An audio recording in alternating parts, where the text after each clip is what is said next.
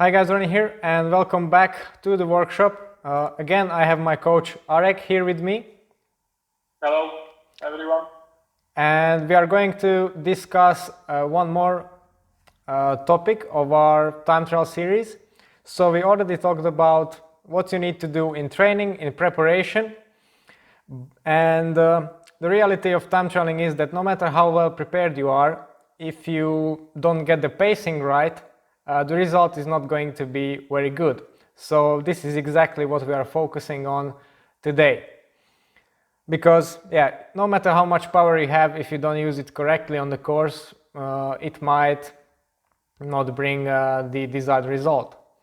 So Arek, what can we do to set the pacing for our course, and what are the mistakes that people are doing? Yeah, the biggest mistakes which people are doing due to the pacing in time trial is starting too fast. The time trial course, what we were covering also in the previous sessions. So especially if the course is quite long, so I would say everything about 20 kilometers, then there is no point to start so fast because you will burn out too quick.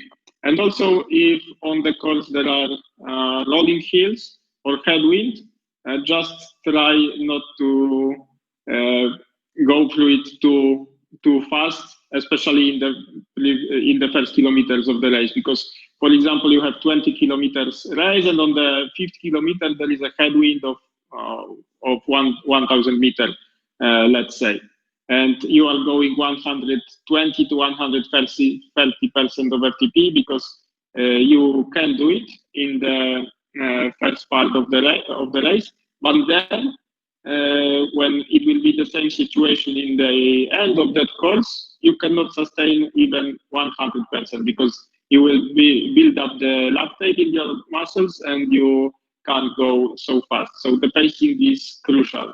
What we have right now as coaches and athletes is also the software which is helping us with this. One of the best to do it for time trial is Best Bike Split. It's also the part of Training Peaks.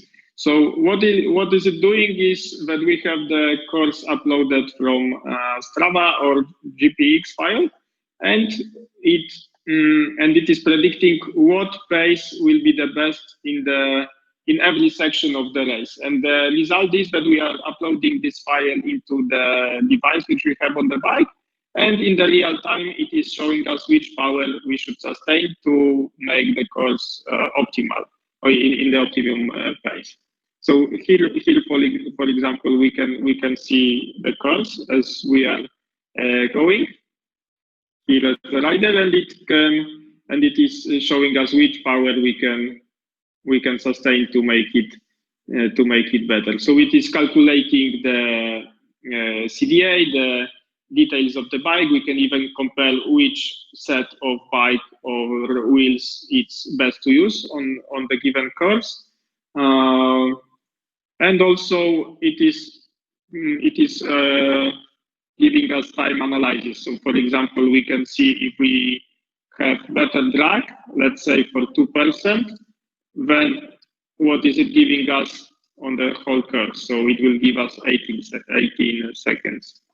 But if it was lower, so for example, when our position would be worse than when we started, even for 5%, we are losing almost 1 minute. And on the curves like this, it's the matter of few places, sometimes depending on the competitors. And if we also higher the wattage, here we have, for example, for 49 minutes, around 300 watts.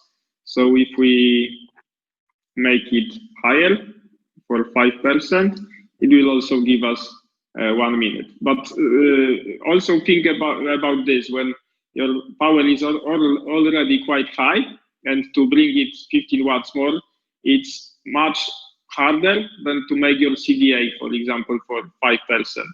Especially if you have CDAs of 0.22, 25, something like this, then it is much easier to make it lower.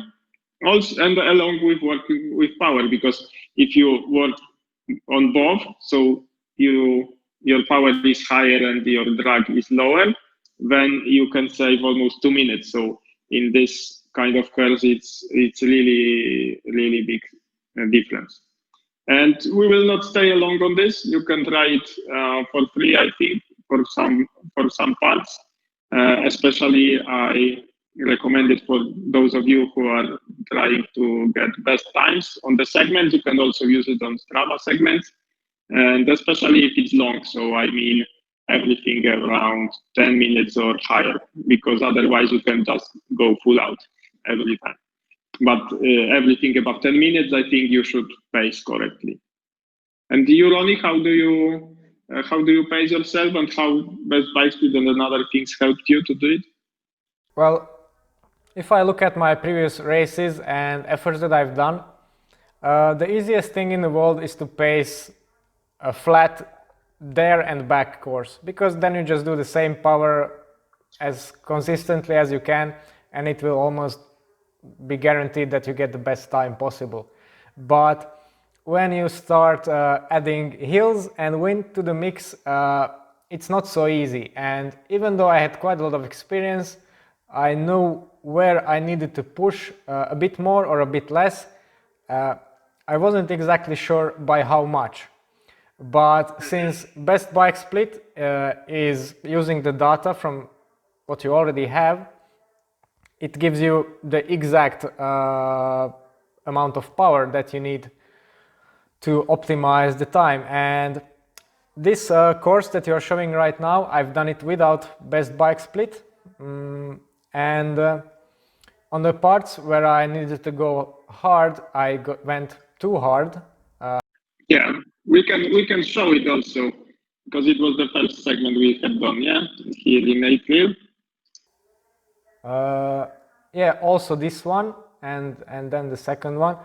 But yeah, as I said, there was a headwind in the beginning, and I pushed a bit more to get the time advantage there, but I pushed a little bit too much, and then I didn't have the power left to to push this last section of the race. So it could have been optimized, and then I revisited this same segment well, just recently, a couple of days ago, and I managed to improve my time by 18 seconds.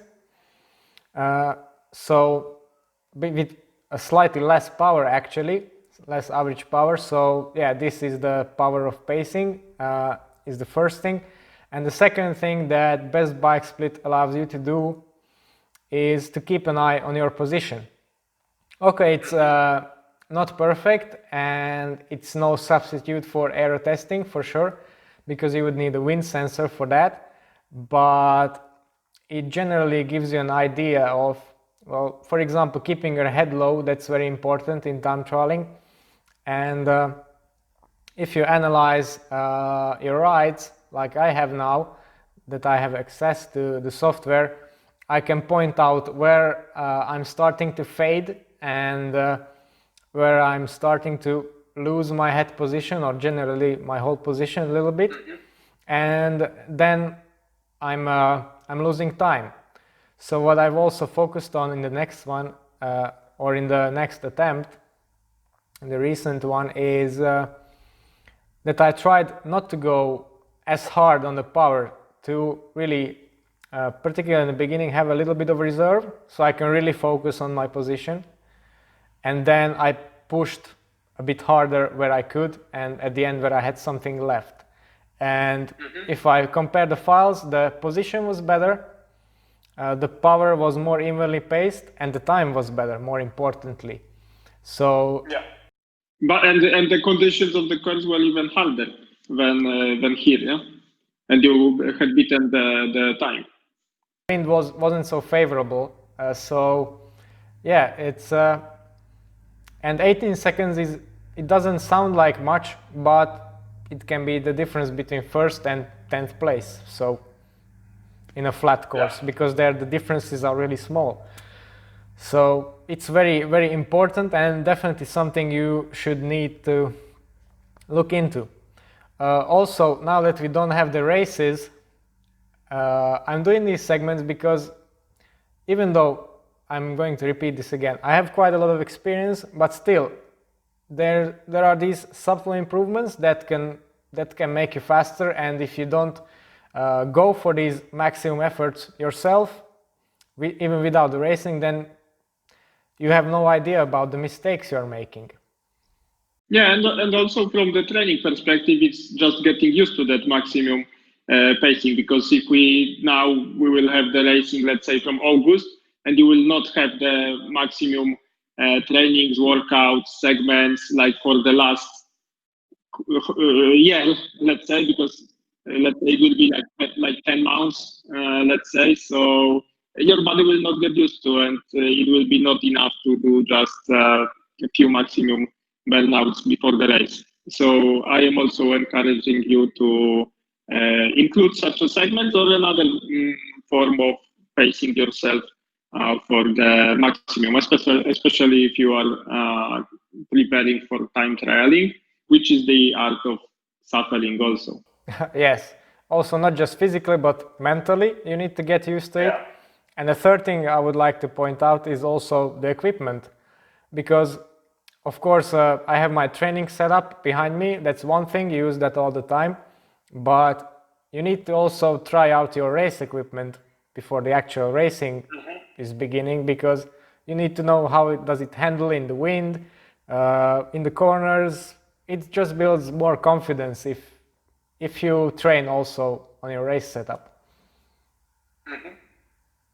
Yeah, we can see also here, like due to pacing, it were many points where Ronnie was going over or under, and in such a case, it's very good to stay. So the first few minutes of the effort was too hard. Like first 5 minutes was 3:10. So in that position, it is quite a lot for Ronnie's weight. And in the end, the last minutes were lower because of it, and he couldn't sustain so much. But when we compare it to the last weekend, where here it was on Friday. So here you can see that the effort was much smoother. I will show you just the wattage. So you can see that only here it was the rolling terrain and the wind was playing a big role. Yeah. Yes, yeah, that was a tailwind part. So it wasn't just flat pacing, as I said. Yeah, and we can see that the maximum power was a little lower, 304 comparing to 310, and it was not in the very beginning of the race, but here where it was the biggest crosswind, I think. Yeah. Yes, and also it's a part where there's a false flat, like 1-2%. So okay. So Best Bike Split was telling me to push these 320, 330 in that section, and I managed to do that. So I think I gained a bit of time. So I also wanted to show you how to pace due to cadence, because it's also, I think, important. So we can see the wattage and the cadence. And if we divide the cadence into a few segments, we can see that Ronnie could sustain the same cadence over the time. So it is also the matter of muscular strength and being concentrated on this point, because I think it's important due to the efficiency of the work which you do on time trial. So here we have the average cadence of 99, in the middle 100, and in the end still 99. So it was pretty nice, sustainable. So this is one effort, and also very big one which Ronnie have done last Sunday. It was already after a few hard workouts, and here he could sustain being almost all the time in zone 2. So generally aerobic power, very high average speed, and very low CDA, because the average speed was 41.6, and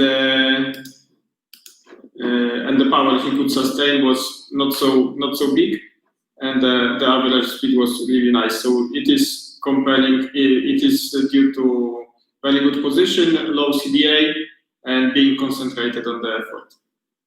Tell something, Ronnie, about this. How did you feel on this one? Well, I decided to do this long effort on the time trial bike to really dial in my position, because I've been practicing it for the last couple of weeks, but I thought to myself that if I can try and hold it for 5 hours, even at the lower intensity, then it surely will not be a problem anymore to hold it for a 1 hour maximum effort. So I tried to do it as best as I could, and the positive news about this is, well, I could actually sustain it almost perfectly for the whole duration of the ride without any pains, any power drops, or any issues like that. So this is just another example of showing that power in itself is not enough, and even if you have your position set up, for example, from some aero testing, you actually need to go out and put the work in it, so you can ride and put power down in that position. Because I got tons of questions, how is that even possible to ride at that speed for that long, and even for that low power, because admittedly it wasn't a very hard effort power wise. And then this is the answer, basically. If you don't practice it and you don't keep an eye on that in training, then it will not work on race day. Particularly as fatigue is setting in, for example, in a 40-minute, 1 hour time trial, at the end of it, sometimes you see that the positions of people are really falling to pieces, and they keep their head waving around, and your body is, struggling with keeping down the power. So this is exactly what you need to do in order to avoid that. And also, I think a big part of this is the strength training that I've been doing over the winter. Not only the lower body, but the upper body as well. So you can actually support yourself in that kind of position, which, if you look at my example, is pretty extreme now. And that's also the reason for the high speed for the given power. Yeah.